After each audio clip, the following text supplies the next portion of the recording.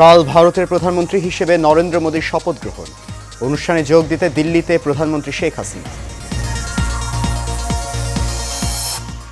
আন্তর্জাতিক সংকটে প্রস্তাবিত বাজেট গণমুখী ও বাস্তবসম্মত বললেন ওবায়দুল কাদের। রাঘব বোয়ালদের লুটপাটের বাজেট মন্তব্য ফখরুলের। এবং নেত্রকোনায় জঙ্গি আস্তানা সন্দেহে একটি বাড়ি ঘিরে রেখেছে আইনশৃঙ্খলা বাহিনী। বোমাসহ ভারী অস্ত্রশস্ত্র থাকতে পারে ধারণা পুলিশের।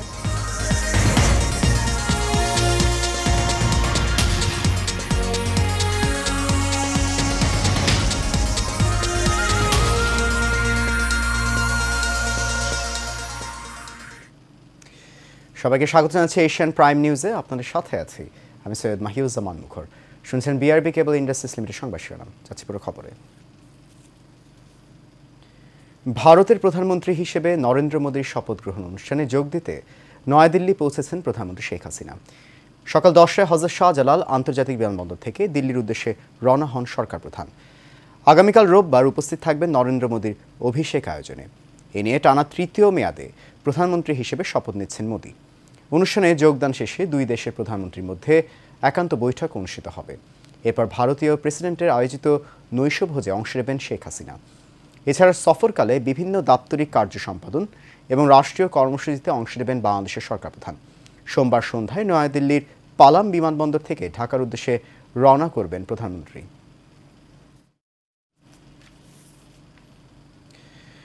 সরকারের নানামুখী সেবা ও উন্নয়নমূলক কর্মকাণ্ডে লায়ন সদস্যদের সর্বাত্মক সহযোগিতার হাত বাড়িয়ে দেওয়ার আহ্বান জানিয়েছেন রাষ্ট্রপতি মোহাম্মদ শাহাবুদ্দিন। রাজধানীর একটি হোটেলে Lions club international multiple district ৩১৫ বাংলাদেশের ৩৭তম বার্ষিক কনভেনশন ২০২৪-এর উদ্বোধনী অনুষ্ঠানে প্রধান অতিথির ভাষণে এই আহ্বান জানান তিনি। রাষ্ট্রপ্রধান বলেন, বেসরকারি সেবামূলক সংস্থা হিসেবে পরিবেশ সংরক্ষণ, দারিদ্র্য বিমোচন, দুর্নীতি দমন, আইনের শাসন প্রতিষ্ঠা ইত্যাদি কার্যক্রমে লায়ন্স ক্লাব ইন্টারন্যাশনাল আরও বেশি অবদান রাখবে। বিশ্বের অন্যান্য দেশের মতো বাংলাদেশেও মানব কল্যাণ ও সামাজিক বিভিন্ন সমস্যা সমাধানে লায়ন্স ক্লাব দায়িত্বপূর্ণ ভূমিকা পালন করছে উল্লেখ করে তিনি বলেন, দুস্থ ও অসহায় মানুষের সহযোগিতা, ছিন্নমূল মানুষের পুনর্বাসন, শিক্ষা সামগ্রী বিতরণ, স্বেচ্ছায় রক্তদান কর্মসূচি ও বৃক্ষরোপণ অভিযান সহ যে কোনো প্রাকৃতিক দুর্যোগে বিপন্ন মানুষের পাশে দাঁড়িয়ে আর্তমানবতার সেবায় এগিয়ে এসেছেন। জাতির সর্বাঙ্গীন উন্নয়নে সরকারের পাশাপাশি বিভিন্ন প্রতিষ্ঠান ও সামাজিক সংগঠনগুলোর ভূমিকা খুবই গুরুত্বপূর্ণ। দেশের আর্থসামাজিক উন্নয়ন, বিশেষ করে শিক্ষা, স্বাস্থ্য, পরিবেশ, জলবায়ু, স্যানিটেশন, প্রজনন, স্বাস্থ্য ইত্যাদি ক্ষেত্রে আপনাদের কাজ করার পর্যাপ্ত সুযোগ ও সামর্থ্য দুটোই আছে। সমাজের সচ্ছল নেতৃস্থানীয় ব্যক্তি হিসাবে আপনারা এসব জনকল্যাণমূলক কাজে সম্পৃক্ত হলে আর্তমানবতার সেবার পাশাপাশি দেশের সার্বিক উন্নয়ন ও অগ্রযাত্রা ত্বরান্বিত হবে। আন্তর্জাতিক সংকটের মাঝে প্রস্তাবিত বাজেট গণমুখী ও বাস্তবসম্মত বলে মন্তব্য করেছেন আওয়ামী লীগের সাধারণ সম্পাদক, সড়ক পরিবহন ও সেতুমন্ত্রী ওবায়দুল কাদের। সকালে বাজেট নিয়ে সংবাদ সম্মেলনে এই কথা বলেন তিনি। ওবায়দুল কাদের বলেন, এই বাজেটে মানুষের মৌলিক চাহিদাকে প্রাধান্য দেওয়া হয়েছে। শিগগিরই দ্রব্যমূল্য নিয়ন্ত্রণে চলে আসবে বলেও জানান তিনি। বিস্তারিত দেখুন নূর মোহাম্মদ ভূঁইয়ার রিপোর্টে। গেল ৬ জুন জাতীয় সংসদে ২০২৪-২৫ অর্থ বছরের বাজেট উপস্থাপন করেন অর্থমন্ত্রী। এ নিয়ে আওয়ামী লীগের কেন্দ্রীয় কার্যালয়ে বঙ্গবন্ধু অ্যাভিনিউয়ে সংবাদ সম্মেলন করেন দলটির সাধারণ সম্পাদক ওবায়দুল কাদের। এ সময় তিনি বলেন, আন্তর্জাতিক সংকটকালে এই বাজেট গণমুখী ও বাস্তবসম্মত। প্রায় ৮ লাখ কোটি টাকার এই বাজেট বাংলাদেশের ইতিহাসে সবচেয়ে বড় বাজেট। বিগত বছরগুলোতে প্রতি বছর এই বাজেটের আকার 12 থেকে 14% হারে বৃদ্ধি পেয়েছে। বাজেটে কালো টাকা সাদা করার ব্যাখ্যাও দেন আওয়ামী লীগ সাধারণ সম্পাদক। বাজেটে কালো টাকা সাদা করার সুযোগ আছে। এই সুযোগ দানের মাধ্যমে অর্থ উপার্জনের ক্ষেত্রে অন্যায় অবৈধ কাজের শাস্তি মওকুফের সুযোগ নেই। সাংবাদিকদের এক প্রশ্নের জবাবে তিনি বলেন, 5 বারের দুর্নীতিতে বিশ্ব চ্যাম্পিয়ন বিএনপি দুর্নীতির বিরুদ্ধে আন্দোলন করা বছরের সেরা কৌতুক। দুর্নীতিতে 5 বার তারা বিশ্ব চ্যাম্পিয়ন। যাদের মূল নেতারা দুর্নীতিবাজ হিসেবে চিহ্নিত, তারা দুর্নীতির বিরুদ্ধে কর্মসূচি দেবে, এটা এই বছরের সেরা যুগ। সব চ্যালেঞ্জ অতিক্রম করে আওয়ামী লীগ দেশকে উন্নয়নের শিখরে নিয়ে গেছে জানিয়ে তিনি বলেন, শীঘ্রই দ্রব্যমূল্য কমিয়ে আনবে সরকার। আমরা অনেক চ্যালেঞ্জ অতিক্রম করেছি। নূর মোহাম্মদ ভূঁইয়া, এশিয়ান টেলিভিশন, ঢাকা। রাঘব বোয়ালদের লুটেপুটে খাওয়ার জন্য এবারে বাজেট করা হয়েছে। আওয়ামী লীগ নিজেরাই এই দুর্নীতির সাথে জড়িত বলে মন্তব্য করেছেন বিএনপি মহাসচিব মির্জা ফখরুল ইসলাম আলমগীর। দুপুরে জাতীয় প্রেস ক্লাবে জেএসডির আলোচনা সভায় এসব কথা বলেন তিনি। মির্জা ফখরুলের অভিযোগ, ইতিহাস ও স্বাধীনতা বিকৃতি করেছে আওয়ামী লীগ। যারাই স্বাধীনতার অবদান রেখেছেন তাদের অস্বীকার করছে তারা, যা অকৃতজ্ঞতার পরিচয়। তিনি বলেন, দেশ অস্তিত্ব সংকটের মুখে। এ সময় সবাইকে দোষ ত্রুটি ভুলে সবাইকে ঐক্যবদ্ধ হওয়ার আহ্বান জানান মির্জা ফখরুল। আপনারা এই মাছের টোপ দিয়ে কাজে ধরেন এবং কেন দেখবেন আপনারা তো নিজেরাই এটার সঙ্গে জড়িত।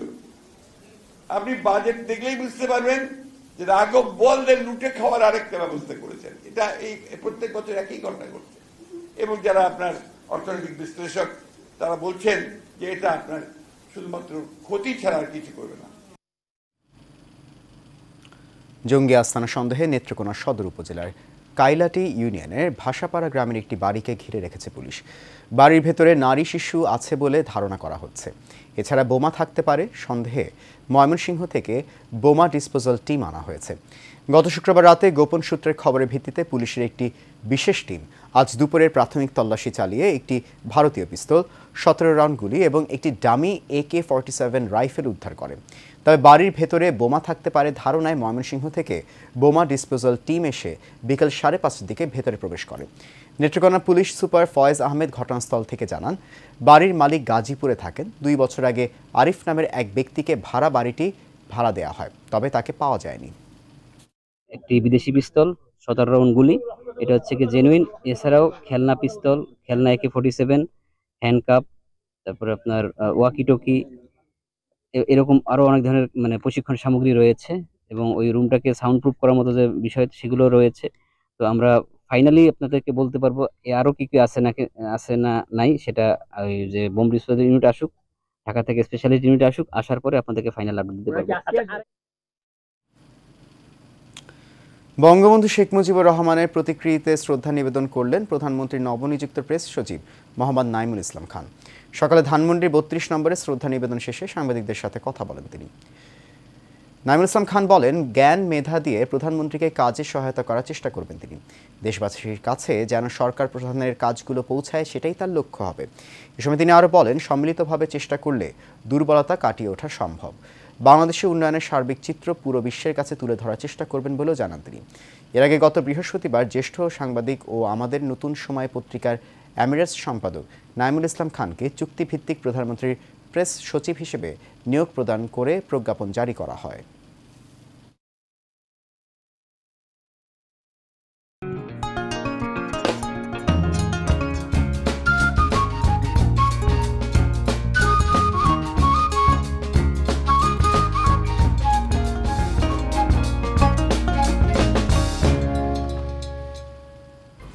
HM Expert B500 CWR স্বাধীনতার সুবর্ণ জয়ন্তীতে নতুন বাংলাদেশ গড়ার প্রত্যয়। HM Steel B500 CWR।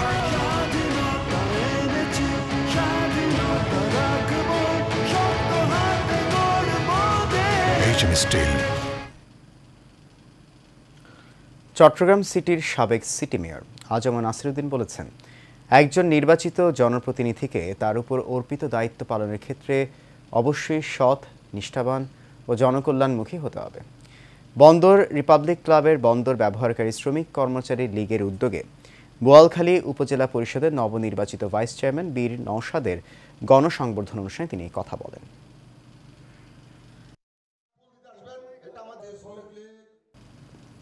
এবার সিউডল presents health and beauty.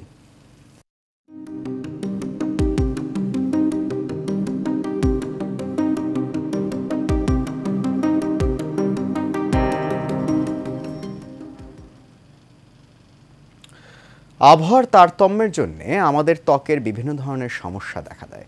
Asian টেলিভিশনের সাথে একান্ত সাক্ষাৎকারে এমনটাই জানিয়েছেন বিখ্যাত চর্মরোগ বিশেষজ্ঞ অধ্যাপক কবির চৌধুরী। বিস্তারিত দেখুন কাউসার আহমেদের রিপোর্টে।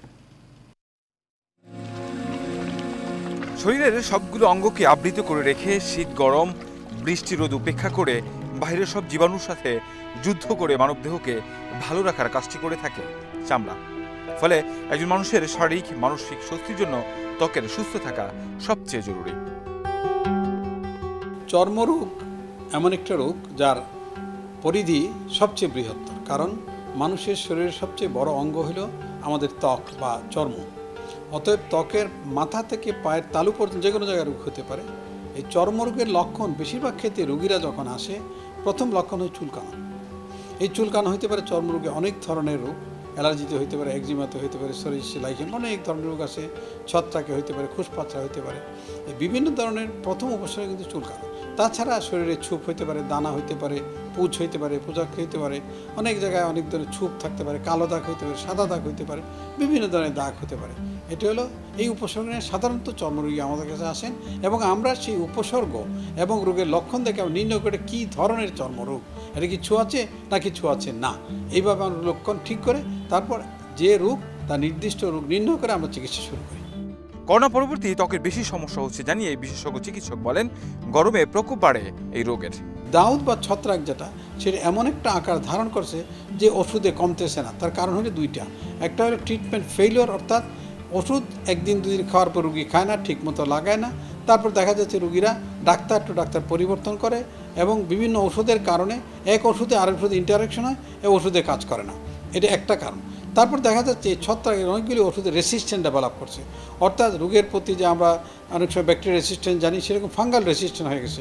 এখন সময় আসছে ব্যাকটেরিয়ার মতো ফাঙ্গাসকে আমরা রোগ নির্ণয় করে কী ধরনের ফাঙ্গাস কালচার সেন্সিটিভ করে আমরা টেস্ট করি। বিশেষ করে বাংলাদেশের আবহাওয়া এবং বিভিন্ন দূষণের ফলে ত্বকের সমস্যাগুলো হয়ে থাকে বলে জানান অধ্যাপক ডাক্তার এম.ইউ. কবির চৌধুরী। কাউসার আহমেদ, এশিয়ান টেলিভিশন, ঢাকা। শেষ করবো এশিয়ান প্রাইম নিউজ। তার আগে বিআরবি কেবল ইন্ডাস্ট্রিজ লিমিটেড সংবাদ শিরোনামগুলো জানিয়ে দিচ্ছি আরো একবার।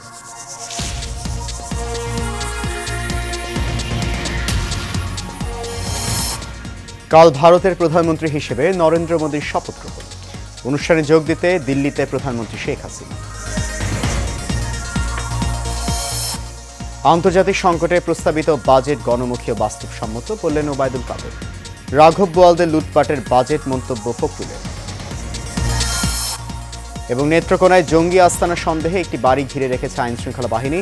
বোমাসহ ভারী অস্ত্রশস্ত্র থাকতে পারে ধারণা পুলিশের।